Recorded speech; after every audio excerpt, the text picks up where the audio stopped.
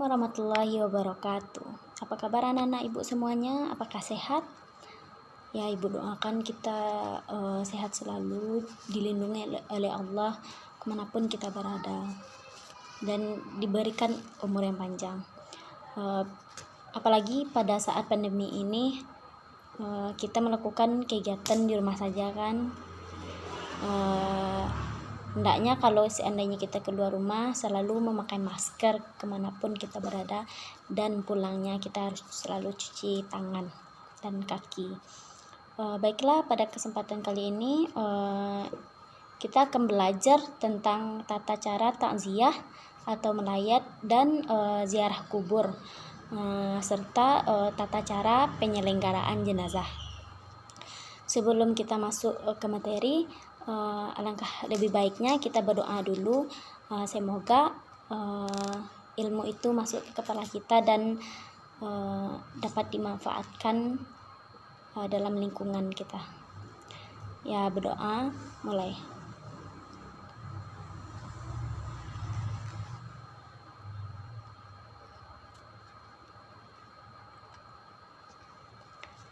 Amin. Semoga dengan doa tadi berlancar pelajaran kita dan dapat bermanfaat hendaknya. Baiklah, ibu langsung masuk saja, yaitu yang pertama tentang tata cara takziah atau melayat. Apakah anak-anak ibu tahu apa arti melayat itu? Kita kan sering dengar takziah atau melayat. Apa artinya? Nah, mungkin anak-anak ibu kurang tahu atau masih dengar kata-katanya saja tapi artinya kurang paham. Itu ibu akan menjelaskan secara rinci. Melayat atau takziah ini yaitu mengunjungi orang yang sedang tertimpa musibah, seperti meninggal gitu, salah seorang keluarganya, dan kita mengunjungi itu dalam rangka kita menghibur atau memberikan semangat kepada keluarga yang ditinggalkan. Adapun adab-adab ketika kita bertakziah ke rumah orang itu ada beberapa. Yang pertama, kita menyampaikan doa untuk kebaikan dan ampunan terhadap orang yang meninggal, serta kesabaran bagi orang yang ditinggal. Kemudian kita menghindari pembicaraan yang menambah sedih keluarga yang ditimpa musibah dan yang ditinggalkan itu. Kemudian yang ketiga, kita usahakan turut melayani mayat dan turut mengantarkan jenazah ke pemakaman sampai selesai penguburan. Dan yang keempat, kita membuatkan makanan bagi keluarga yang ditimpa musibah. Kemudian masuk yang kedua, yaitu ziarah kubur. Ziarah kubur ini artinya berkunjung ke kuburan. Rasulullah menganjurkan berziarah dengan tujuan untuk mengingat kita nanti pasti akan mati. Ada beberapa hikmah ziarah kubur ini. Yang pertama, kita akan mengingat kematian. Yang kedua, kita dapat bersifat zuhud. Dan yang ketiga, selalu ingin kita itu berbuat baik sebagai bekal kelak di atas kuburan jika kita mati. Dan yang keempat, kita mendoakan si mayat yang muslim agar diampuni dosanya dan diberi kesejahteraan akhirat. Ketika berziarah ini juga ada etika-etika atau yang harus patut dicontoh gitu. Jadi etikanya itu seperti usahakan kita tidak melangkahi kuburan atau menduduki batu nisan. Yang kedua, kita niatkan ikhlas kepada Allah. Yang ketiga, kita sampaikan kita berdoa untuk ampunan dan kesejahteraan si mayat di dalam alam barzah dan akhirat kelak. Yang ketiga, kita tidak boleh banyak bicara mengenai hal-hal yang buruk. Dan sesampainya di pintu kuburan itu kita ucapkan salam. Kemudian kita masuk ke poin ketiga ya. Poin ketiga yaitu proses penyelenggaraan jenazah. Proses penyelenggaraan jenazah ini ada prosesnya memandikan, mengafani, menyolatkan, dan menguburkan. Kalau proses memandikan, yang perlu kita siapkan adalah sediakan tempat mandi. Tempat mandi ini seperti keranda yang bagian kepalanya itu lebih tinggi agar air mengalir ke bawah dan lancar. Dan sediakan air bersih, sabun mandi, sarung tangan seperti sarung tangan medis, beberapa kapas, dan air kapur barus. Proses memandikannya ini dengan cara yang pertama meletakkan si mayat di tempat mandi yang telah disediakan. Yang kedua, yang memandikan itu hendaknya kita memakai sarung tangan seperti sarung tangan medis ya. Yang ketiga, menggunakan air yang bersih, menggunakan sabun, dan kita menggunakan air kapur barus. Kemudian kita istinjakan si mayat terlebih dahulu, kemudian kita bersihkan giginya, lubang hidung, lubang telinga, celah-celah ketiak, bagian-bagian kuku, rambut, kakinya, dan bagian kubul dan dubul. Kemudian kita mengeluarkan kotoran dari dalam perutnya dan menekan perutnya secara perlahan agar kotoran itu keluar sedikit demi sedikit. Kemudian kita siram dan basuh seluruh anggota tubuh si mayat dengan air dan sabun juga. Kemudian kita siram dengan air bersih seluruh anggota tubuh si mayat, baik itu laki-laki maupun perempuan. Kemudian kita siram atau basuh dari kepala hingga ke ujung kaki 3 kali dengan air yang bersih. Siram sebelah kanan 3 kali dan siram sebelah kiri 3 kali. Kemudian kita miringkan mayat ke kiri, basuh sebagian lambung kanan sebelah belakang. Kemudian kita miringkan lagi mayat ke kanan, kita basuh bagian lambungnya sebelah kiri. Kita siram lagi dari kepala hingga ujung kaki hingga bersih. Setelah itu kita siram dengan air kapur barus. Kemudian kita si mayat diwudukkan. Setelah proses memandikan diwudukkan lagi. Setelah diwudukkan, lanjut kita baru kita mengafani jenazah.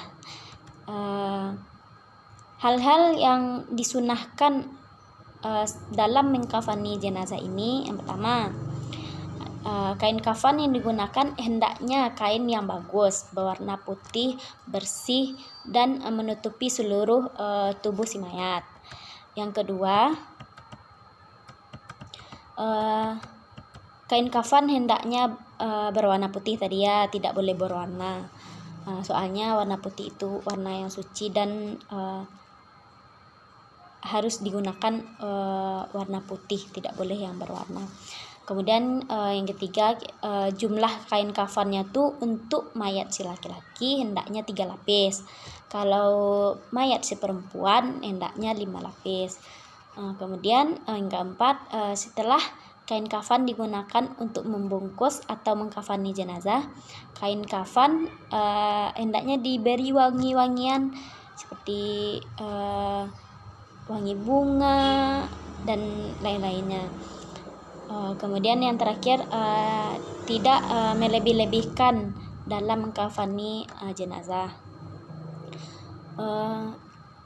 Tata cara mengkafani jenazah ada juga untuk yang mayat laki-laki maupun perempuan. Yang pertama, untuk mayat si laki-laki.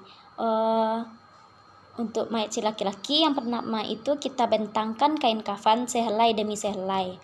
Yang paling bawah lebih lebar dan luas serta setiap lapisan diberi kapur barus. Yang kedua, angkatlah jenazah dalam keadaan tertutup dengan kain dan letakkan di atas kain kafan memanjang, lalu ditaburi wangi-wangian dan bunga. Kemudian tutuplah lubang-lubang, yaitu lubang hidung, telinga, mulut, kubul dan dubur. Dan mungkin yang masih mengeluarkan kotoran kita tutup dengan kapas. Kemudian selimutkan kain kafan sebelah kanan yang paling atas, ujung lembar sebelah kiri. Selanjutnya lakukan seperti ini selembar demi selembar dengan cara yang lembut ya. Yang kelima, kita ikatkan tali yang sudah disiapkan sebelumnya di bawah kain kafan 3 atau 5 ikatan. Kemudian jika kain kafan tidak cukup untuk menutupi seluruh badan mayat, maka tutuplah bagian kepala dan bagian kakinya yang boleh ditutup dengan kayu atau rumput serta kertas. Jika seandainya tidak ada kain kafan kecuali sekarat maupun auratnya saja, maka tutuplah dengan apa saja yang ada ya. Untuk mayat si perempuan ini ada 5 lembar kain putih atau lapis. Yang pertama, lembar pertama berfungsi untuk menutupi seluruh badan. Yang kedua, lembar kedua berfungsi sebagai kerudung kepala. Yang ketiga, berfungsi sebagai baju kurung si mayat.